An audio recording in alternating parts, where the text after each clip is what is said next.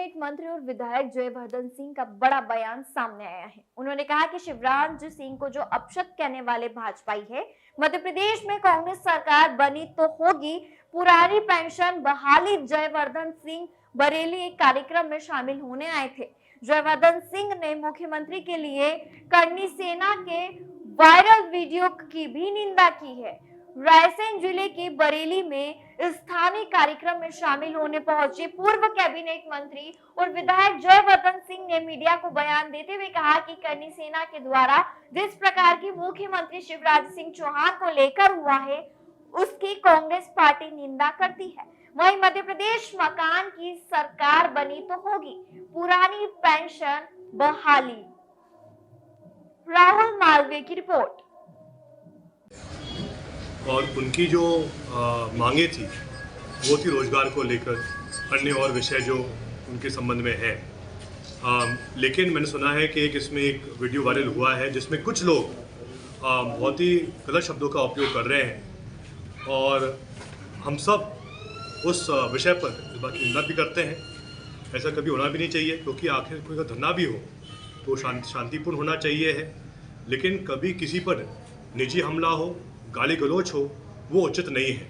लेकिन इसी विषय पर जो फोटो सामने आ रही है और जो लोग इसमें गाली गलौज कर रहे हैं, उनकी फ़ोटो जो भाजपा के पूर्व मंत्री जी हैं उमाशंकर गुप्ता जी, उनके साथ आ रही है, भाजपा के नेता के साथ आ रही है जी। और वहीं एक फेसबुक पोस्ट भी है जिसमें स्पष्ट लिखा है कि वो भाजपा के नेता है। तो आखिर ये क्यों हो रहा है? और अगर इतनी गलत शब्दों का उपयोग हुआ था उस दिन, तो उसके बाद फिर भाजपा के जो मंत्री हैं, चाहे वो भदौरिया जी हो या नरोत्तम मिश्रा जी हो, उन्होंने क्यों इनका सम्मान किया या उनसे मिलने गए? तो कहीं ना कहीं इसमें आपको मैं बिल्कुल इस बात से सहमत हूँ कि प्रदर्शन कोई भी हो, कुछ भी हो, लेकिन कभी भी जिन शब्दों का उपयोग किया गया, एक कुछ लोगों ने, सभी ने नहीं, कुछ उसमें जो मैंने सुना है कि लगभग 10-15 उसमें कुछ युवा थे, वो शब्द का उपयोग नहीं होना चाहिए था। लेकिन जो लोग उसमें आगे आगे घूम रहे थे, उनकी कहीं ना कहीं तार जुड़ी हुई है भाजपा के साथ ही। तो इसमें मेरी आपसे विनम्र प्रार्थना है कि जो भाजपा का शीर्ष नेतृत्व है, आपको उनसे भी पूछना चाहिए।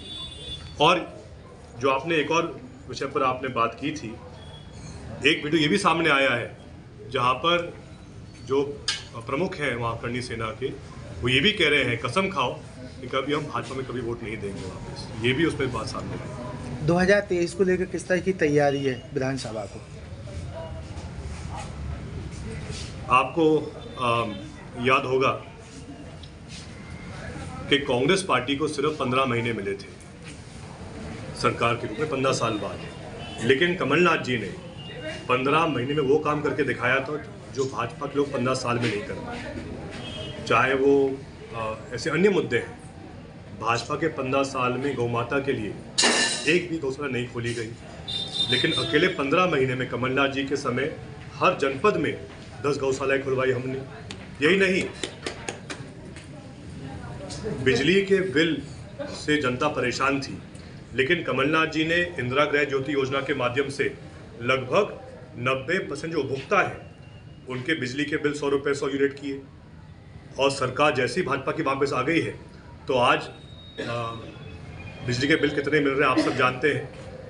कोई भी घर को आप कहीं भी जाएं, चाहे वो परिवार बीपीएल का हो, आदिवासी समाज का हो, कोई भी व्यक्ति हो, लेकिन कम से कम बिल आ रहे हैं 2000 रुपये प्रति महीने के। यही नहीं, भाजपा के राज में गरीबों की पेंशन थी 150-300 रुपये।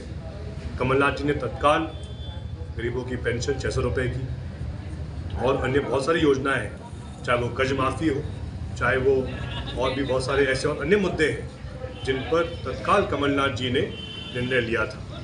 इसके अलावा हमारा इस बार वादा है, और आज ही आपने खबर देखी होगी कि हिमाचल में भी नई सरकार ने पुरानी पेंशन योजना लागू कर दी है। और अगर सरकार मध्य प्रदेश में कांग्रेस की बनती है, कमलनाथ जी मुख्यमंत्री बनते हैं, तो तत्काल मध्य प्रदेश में भी जो पुरानी पेंशन है उसको हम लागू करेंगे।